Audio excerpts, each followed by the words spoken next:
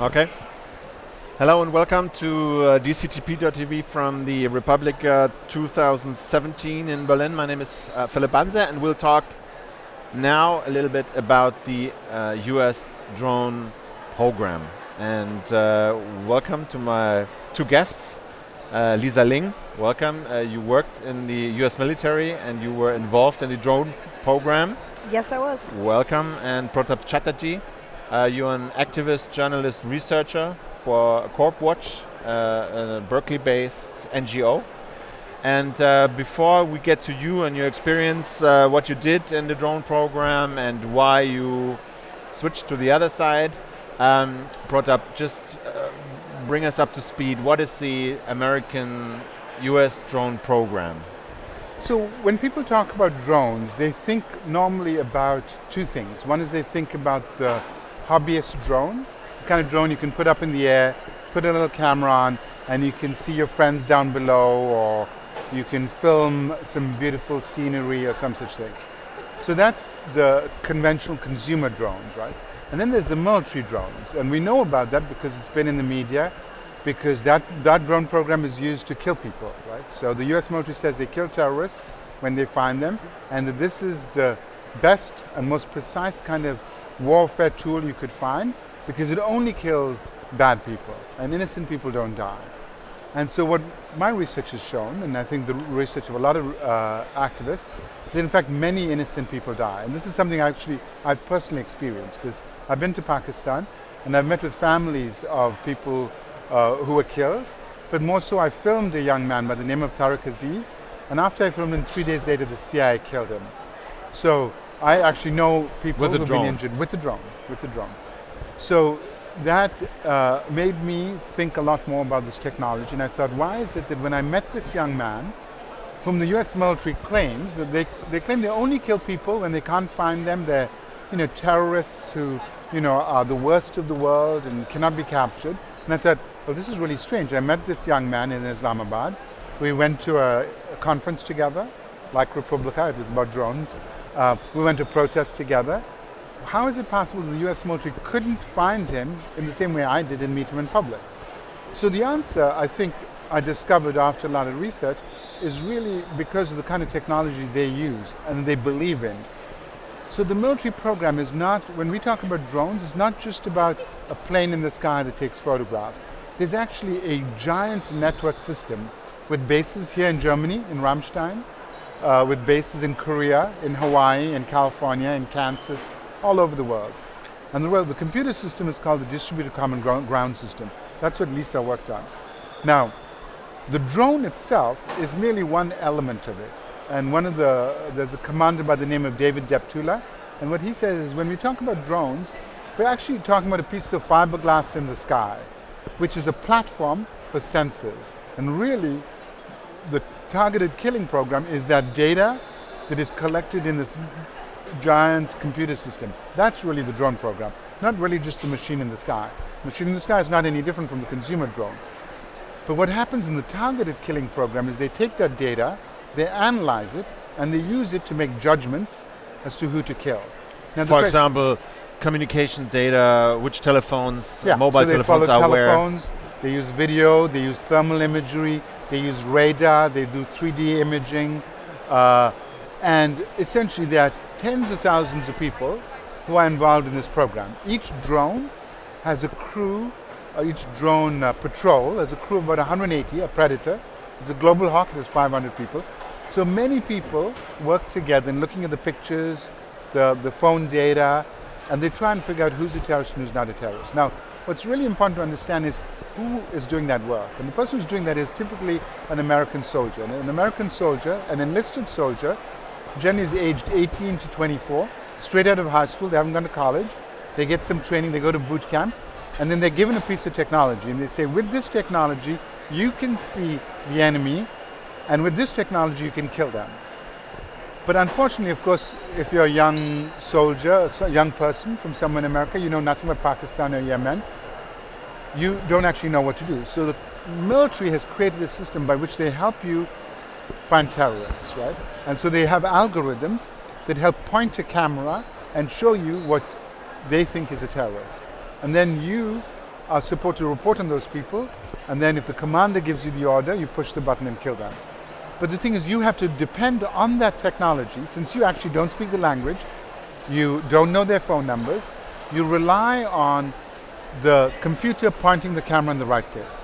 So my research, to get to that, is looking at how do they track the phones? How good are their video cameras? So what I did was I researched, this is just on the public internet, there were no secret documents involved. What cameras do they use? What phone tracking technology they use? What are the errors in it? Who makes it? You know? And what are the engineering studies of it? I spoke to engineers, I spoke to mathematicians, I spoke also to military analysts who looked at it, and the military analysts said, you know what? This technology actually doesn't work. The politicians want it, the politicians believe in it, the politicians need it to prove they're winning the war on terror. But in reality, in fact, it doesn't work. And what does it mean it doesn't work? Let me give you a very simple example. When you have a drone, one of the most important elements of a drone is actually the transmission system, right? You could have the best camera in the world, but the video data that you're sending into the sky and you're sending across the world is going to be limited, just like our phones or our computers, by the speed of the line. This is not actually a line, of course, it's a relay, right? And if that's 3 megabytes per second, you're only going to get a very low quality signal.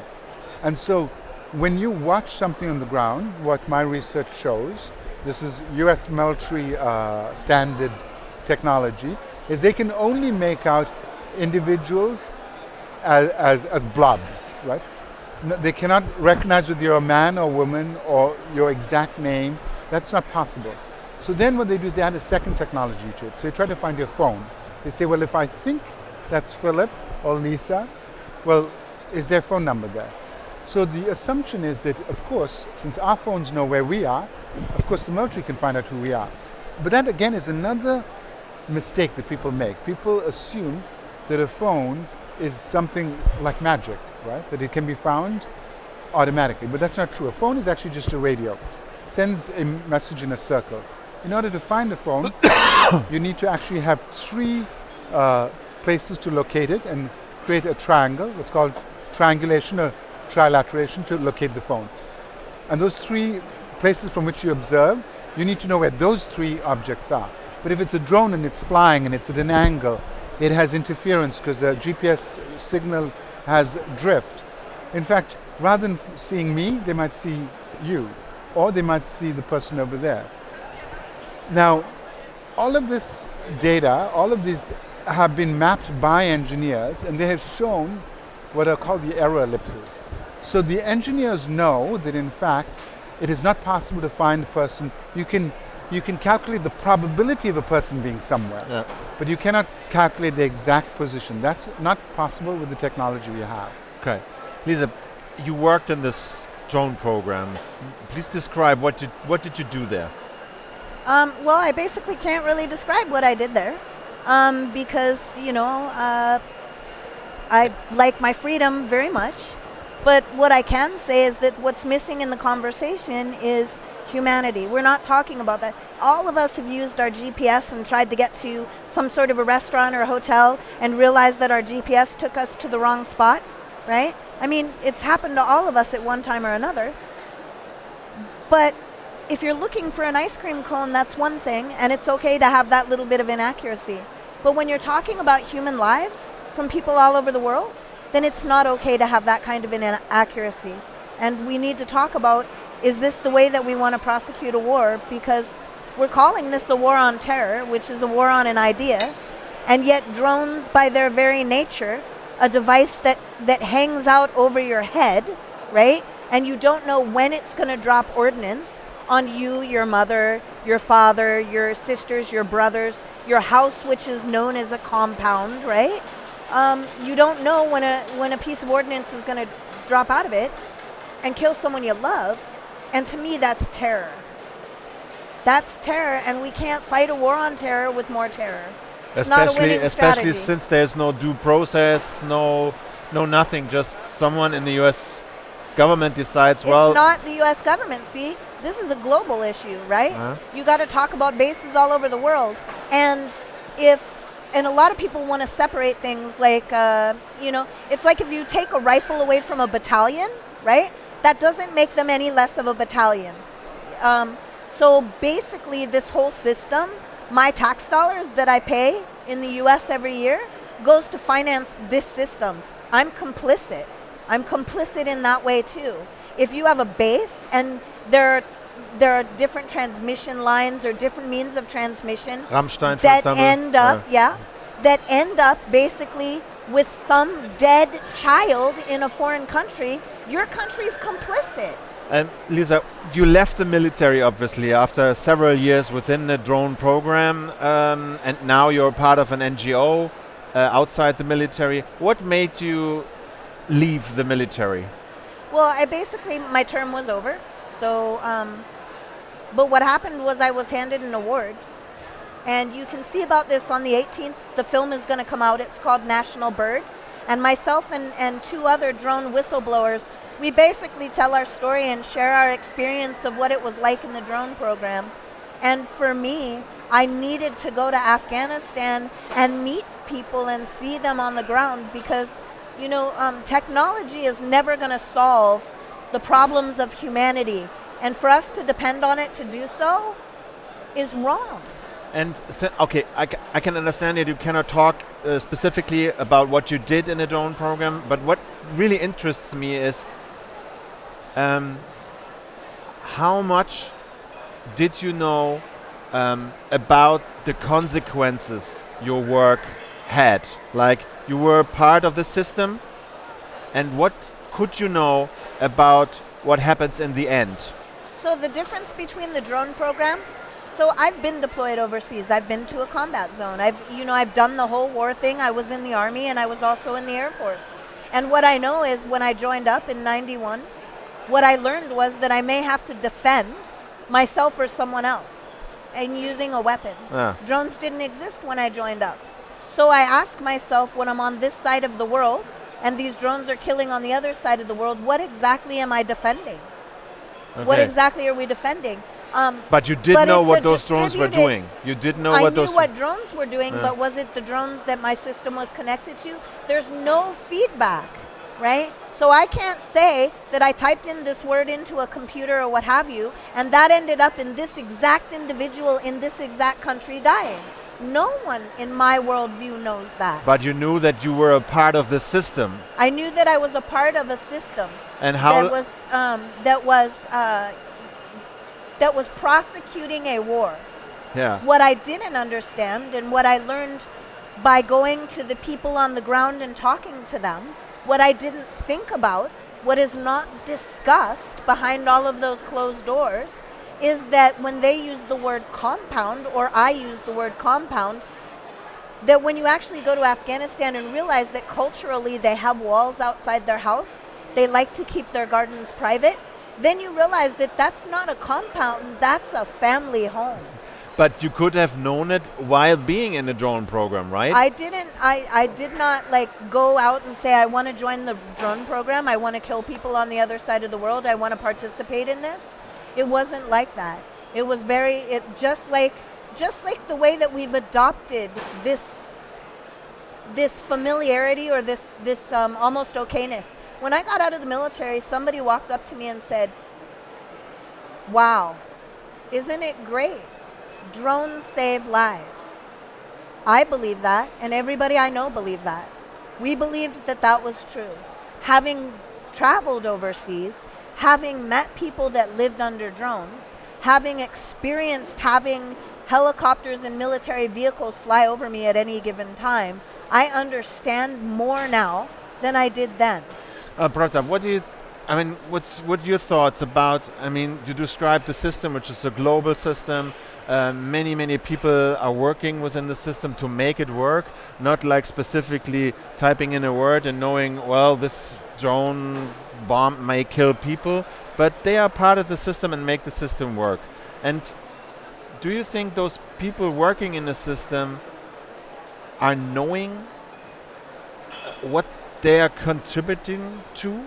So it depends. So there are many roles that soldiers and contractors play in the drone system, and they range from pilot, and actually the pilot doesn't know very much because the pilot's job is actually simply keeping the plane in the air. Then you have a radio technician, they're just doing transmission. You have somebody who does, let's say, radar. But the people who know the most, I believe, are the imagery analysts. And it's their job to watch all the time. The other people is the sensor operator, the people who manage the camera. So they're the ones who are the most aware. And I think what's interesting, of the dozen or so whistleblowers that have come out from the Air Force, the maximum number are sensor operators and there's an imagery analyst, because they are aware. They don't go in realizing what's happening. They're told when they join, remember they're 18, often they're from rural America, from poor communities. They're told that they are, fighting a war against terrorism. They're fighting against bad people. They're saving America. But then when they sit down and they spend, 3 months, 6 months watching people on the other side of the world, and they realize that they're human beings like them, that they haven't done anything wrong, they start to understand that this system is actually killing innocent people. And that's why, in fact, we're seeing people come out and blow the whistle. But in reality, until they get there, they don't know that. And most roles in this, it's a very compartmentalized system, is that most people, if you do radio transmissions, you don't know. If you're tracking phones, you don't know, who's good, who's bad. But when you see, you realize that person is just an ordinary, it's a child, it's an ordinary person. I try to understand, maybe one of you could answer, I try to understand the psychological mechanism that So there is one way that you can understand, Yeah. and I'm going to tell you that National Bird is the film that I'm in, that I'm a whistleblower Yeah. in, and 2 other whistleblowers, one of whom is an imagery analyst, is also in this film. And I highly encourage people who want to get an understanding of what's really going on to watch this film. This film isn't a bunch of experts and pundits and people like that talking about the technology itself. These are people that have experienced the humanity, and that's what we need to do more talking about.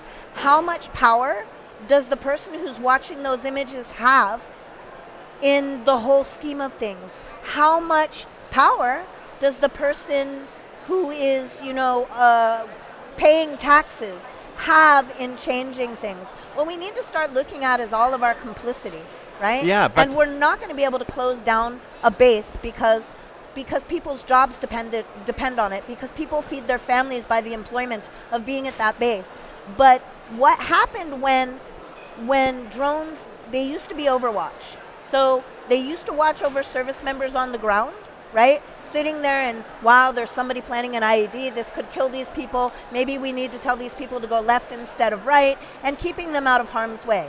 And then they put weapons on them. And like everything that we put weapons on, that all of us, Germany included, Britain, all of the global West puts weapons on, the mission changes, right? And the center of that mission goes from something called Overwatch and protecting people to basically using the weapons, because in the Western world, we glorify the ability to randomly kill people everywhere. But our movies, everything. I really try to understand, since you said, well, it's all parts and everybody is doing just a little tiny piece of the whole operation. So, but it's hard to believe that those people working in the system really don't know what the whole system is doing. Do you? Do you know what the whole system is? I mean, from the outside, it seems, well, it's a drone system and I know what's sending up. So that's where you start, right? So you start and you're on the outside and you know absolutely nothing, right? Yeah. And you're somebody from rural America. Somebody who wants a college education but whose parents may not be able to afford to put them there. Somebody maybe with a disabled child and that child needs medical care. Yeah. And the military comes up to you and says, hey, you don't have to deploy. You can actually get this college education that you aspire to have. Your child can have the medical care. You're not going to be paying attention to what exactly does this do. Once you're on the other side of that door, and it takes a little bit of time, you go through your training, and that's a significant amount of time. Then you're actually sitting in the seat, that's another significant amount of time. Now, if I were to come here and say, hey, I'm going to sell you a gun, right? I'm complicit in whatever you do with that gun. And I know that this is a gun, and I'm selling you a gun. And that's all I know, right? But if I sell you this gun, and it's going to get my child medical care, maybe I'll do it. And we need to start looking at even the cutest, most sweetest puppy. If you put that puppy in a corner, that puppy is going to try to bite, right? And we need to understand how social responsibility, right? how we all have social responsibility as to what we buy. We are, all of us are just as complicit in having these things. Every time we have a plastic bottle of water and we toss it into somewhere it's going to end up in the ocean, we are all complicit. And we have to stop trying to take this apart. We either care about our planet and care about humanity, or we don't. And our actions show that. And that's what we need to start talking about, because it's easy for people to place blame on that poor airman, right? Yeah. And it's easy for people to stand outside of a military base and hold up a picket sign and say, guess what, you killed people. Well, I'm here to tell you that the minute you realize that what you're doing is killing people, you don't need somebody standing outside the base telling you that. And that's not where I'm going to be welcome to come and continue this conversation. If we stop doing that and we start going to the places that actually make money off of this technology and start talking to those people, the people from the outside, where all of us, the people who have blown the whistle on the drone program, we get to start talking to each other, because that is our place. I came out because Brandon came out before me. And other people came out because there were other drone people that came out before them. But with people going against and trying to blame that poor airman, that poor young, like 18 to 24-year-old that hasn't learned a bit about life, we're wrong. All of us are wrong. Last comment, please. Sure. I mean, I think if you're 18 and you've grown up in rural America, and you have to understand the media landscape in America, you hear about terrorism, you hear about Bataclan, you hear about Florida, you hear about Paris, Brussels. You believe there are terrible forces out there, and somebody's giving you the power to protect people. That's what you believe, right? And since most people don't see the full program except the imagery analysts, and it's also important to understand the imagery analysts who do understand, because they see the people and they see the essential humanity, they're actually the lowest people in the totem pole. They make no decisions. They can say, I see a child. The decision is made by a commander or by a pilot, who are officers. And so those officers make choices, and I'm not saying it's all the officers' fault, but it is a segmented and distributed system in which the people who actually do get to see real people don't get to make the choices to who lives and who dies. It is actually somebody else. All right. We have to leave it here. Thank Okay, you very much for your time. Yeah. Thanks so much. You find the video at dctp.tv or in the YouTube channel of DCTP. Thanks very much for watching, and stay tuned. Bye. Don't forget to watch National Bird. National Bird. Gotta watch it. When it's coming out? The 18th. Here in Germany. 18th. Yeah. It's going In to have Germany, its cinemas? premiere here. Cinemas, yeah. Cinemas. Yeah. Watch the National Bird, and you'll see Lisa and other whistleblowers. Nationalbirdfilm.com. Nationalbirdfilm.com. Thank you very much. Bye.